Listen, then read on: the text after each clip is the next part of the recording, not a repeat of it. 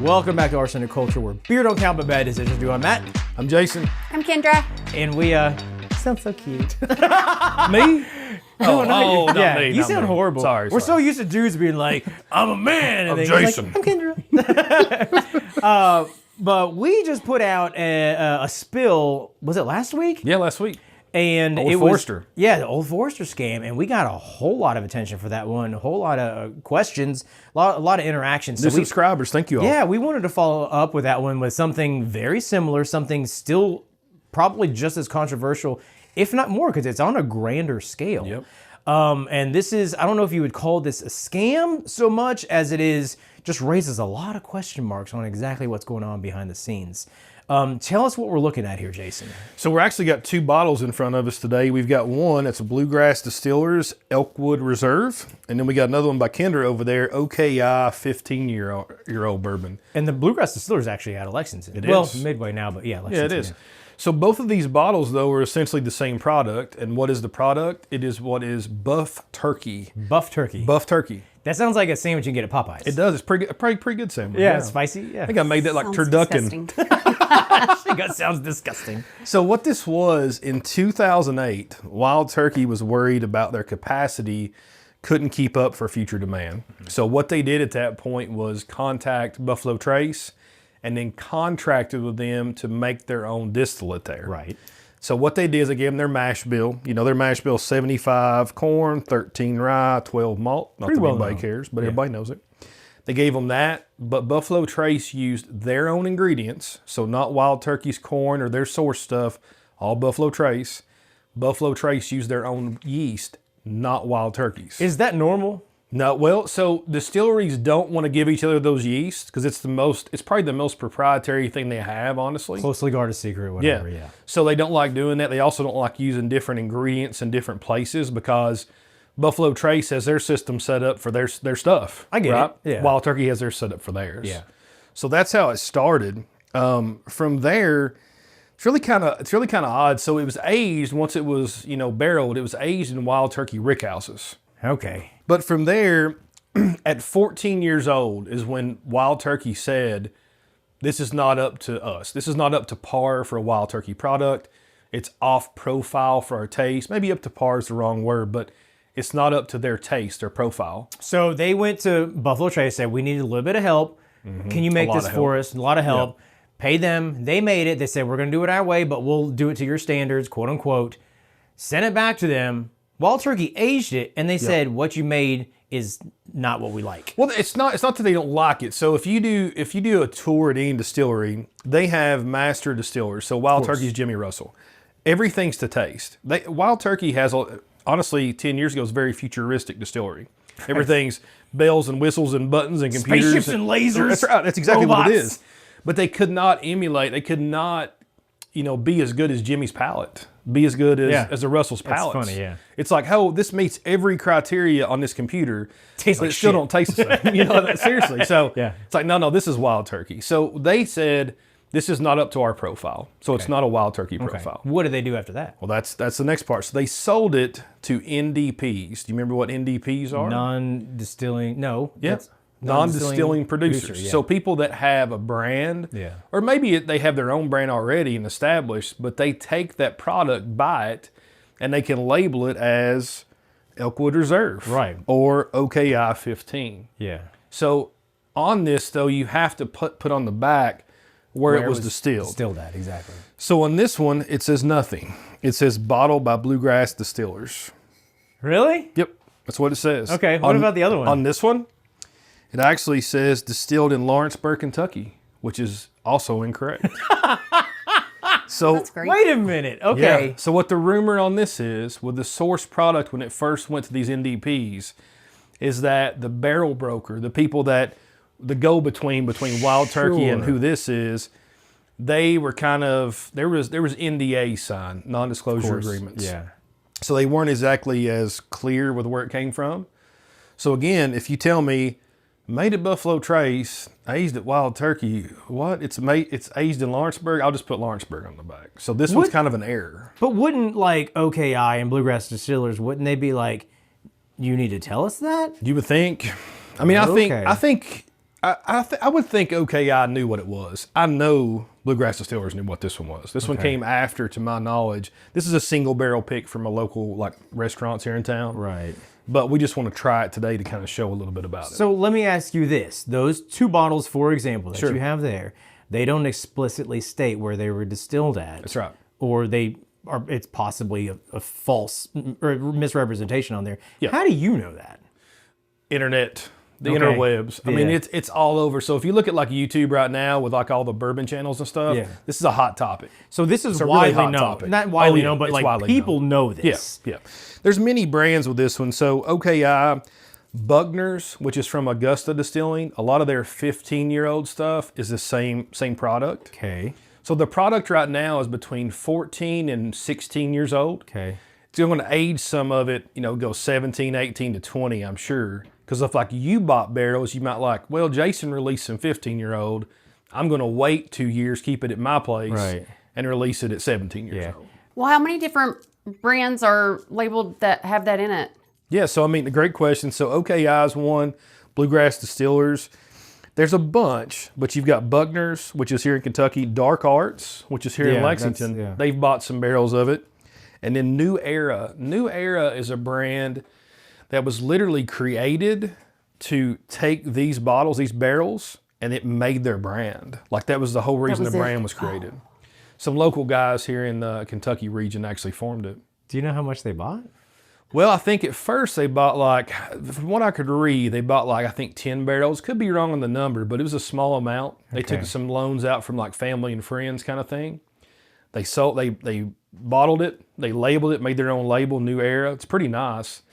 And then they sold them every one, like quick. Well, what do those bottles go for? So most of the retail on these, I would say, is between 200, 250, and maybe 500 to the high end. Wait, you say Retail? Retail. Well, imagine, hold on. So if a broker brought you a barrel of 15-year Wild Turkey, right, and it's collaboration with Buffalo Trace, you'd be like, oh my God, you're foaming at the mouth, drooling to get that barrel, and you're going to pay a premium. It's so good, exactly. But the people that are getting it, you're thinking there's a better than 0% chance that they're not asking questions is exactly why they're getting it. No, they're probably so excited, dude. They're just like, you know what, give it to me. Yep. Oh, they have no idea they're getting garbage. Well, it might be garbage. That's might great. be garbage. That's great. So that's right. Yeah. Garbage. That's the question. I think that's the whole thing of the episode right there. Yeah. Is it garbage? So the first question I had was, why would Wild Turkey wait until 14 years old to say this is not the product we want? Because they had to have been trying it. I mean, maybe they thought every year it would get better and it just didn't. Could have been, but if you look at Wild Turkey's products, the highest age things they have are Master's Keep, which are like very elaborate boxes, special editions. Then you have some, I think 15-year-olds, the oldest one before that, which is Russell's Reserve, released like the last year or two. Yeah. So they knew it wasn't in that profile. It makes me wonder, like, I hate to say this, but Wild Turkey makes other products, right? Like they make American honey. Yeah. You know what I mean? Yeah. I mean, was this an American honey recipe that went wrong? And they're like, well, hell, maybe we'll age it out and see where it goes. I don't know, but it's not going to taste like their product in my mind, because the only thing about it that's Wild Turkey is the actual recipe mash bill and where it was aged. It's not their yeast. It's not their products. Wild Turkey's not stupid. I love Wild Turkey. We did some episodes there. Yeah. But it's just, like, how did you think this was going to turn out? Yeah. You know what I mean? Yeah, exactly. So that kind of begs the question, like, did they try to dump this off because they're like, because if it was good, if they're like, you know what, this isn't to what we're used to, but it's still great, we can pitch this as something. Yeah. They shouldn't just be like, we don't want it. Yeah, they would have kept it. And rebranded it as something, right? Yeah. But it's legal for them to do that, auction the barrels off, and so what they do there, my understanding is like, so if me and Matt, if I'm Buffalo Trace, he's Wild Turkey, Matt owns the barrels now after I made them. You're what's called a barrel broker. So you would buy them from Matt and say, okay, you're the middleman. You wouldn't even buy them. You'd be like, look, I will take those barrels and move them for you for somebody else. So then you're going around to these smaller places like the NDPs, the people that don't make their own product, and you're saying, hey, I've got some great barrels. Can't tell you what they are. Wild Turkey, wink, wink, nod, nod. Right. At Buffalo Trace. Yeah. So you're trying to hype it up. Okay. And how people really found this out was on the barrel head, you had the DSP numbers. Right. So that's how they figured it out. And then you just cross-reference to see where it was when you had produced at. two different numbers, and you're like, why in the hell is Buffalo Trace and Wild Turkey on this barrel head? The DSP numbers, Kendra, will tell you, basically, it'll attribute that to a either a region or a specific distiller. I think it's a specific distiller. Yeah. Oh, okay. Yeah. So, like, they'll look at this number, look at a chart, and then be like, They would this know is, who, yeah. exactly Like Wild what it Turkey is. 67, Buffalo Trace is 113. So when you see that, KYDSP 113, Buffalo Trace. Okay. Try it. Well, first, let's give a little shout out here. So this open bottle is actually not mine and not ours. This is from our buddy Anthony at the Mashup. Thank you, Anthony, for sharing this one. Yeah. This one is a single barrel pick from Banners. Banners. Yep, State Collab. bar? What's the other place there? Paddock, the Paddock Bourbon Club too. It's a I collaboration got with you. those two. Okay, I got Yep. you. What's the proof on it? So this one, it's hot. This one's 123 proof. Yeah, it's got a little bite to it. Now, Kendra is did that- ask me. Go ahead. Go ahead. No. See what we're gonna say. Kendra did ask me a minute ago what prices. I told you the retail. So secondary's blown up on these. So you're looking at secondary. The highest price bottle is $3,500 right now. It is from the New Era brand. That label That's that we said was hilarious. just made. They have one called the Heart. It is hazmat. Like it's above 140. Really? Okay. So that's why it's bringing it. I so got you. you look at secondary, and we've done an episode on that. If you haven't seen it, check it out. I think it's like 113-ish is our episode there, but we talk in depth about that market.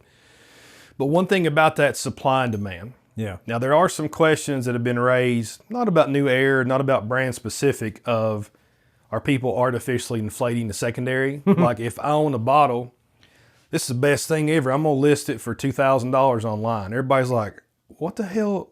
How's that going to sell for $2,000?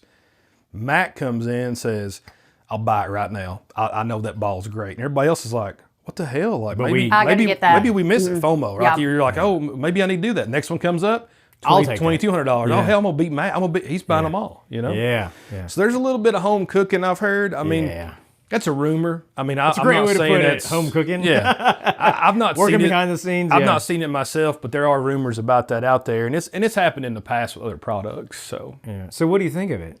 Have you I've not had this tried it before? yet. No, first time. You haven't had it? I have had this one before, the OKI 15 OKI. that's not open of ours. Yeah. Our friend, I got a little sample of that one before, and I have tried it. Okay. What'd you think of it? These have all got to have. I enjoyed it. Was it $300 good? Is it ever? Like, I would imagine they all have to have a similar profile. I like the body on it. I feel like it's medium. It's not too heavy. It's not too light. I get something kind of light on there, like a lemongrass kind of thing. Okay. Like towards the end. But it's got a lot of the character notes that I look for. You know, it's well rounded. I cannot understand like that price tag. Even the retail, I think, is exorbitant. I see where we're at. I think it's a cool piece of history. It is. I think it's nice to have a piece of that, but you know, you're looking. There's estimate of 1,000 barrels of this made. Yeah. So if each barrel, I mean, you're probably looking at, I don't know, what do you think? Each barrel, even the short barrels, are probably doing 30, 40 bottles. I mean, you got a lot of bottles floating out there. Yeah. Man, I don't know. I mean, is it worth it from that standpoint? Not to me, but it is cool to own. It is. And you've got two of the hottest distilleries probably, right? Like a legacy distillery in Wild Turkey. Buffalo Trace can do no wrong. No. You've got Wait, it's people. once in a lifetime. I mean, Yeah. that's probably not going to be made again. So really is. Exactly, it's done. It's It'll never just be made the again. circumstances how it came about. It's almost just like Wild Turkey, Buffalo Trace accidentally shit a brick, and Yeah. they're like, somebody do something with this. Yeah. And the rest of the market was like, oh, I'll fucking eat your shit. Yep. You know, honestly, it's not bad. I enjoy it. I would pay $100 for that. I get it. I would. I'd agree with that. Maybe Yeah. maybe 150, right, for the Maybe, experience, yeah. and do that. But it's very interesting. There's a lot of questions. I'd love to hear your all's thoughts. Like people listening and watching us on YouTube or listening to podcasts. Yeah. Please comment and tell us, because I think this is a great discussion piece. I really like to see what everybody else is thinking. Yeah, that's very Well, I'm interesting. thinking We'll leave my it throat's on open-ended. fire. This is hot. I got like instant lip fillers right now. My lips are burning.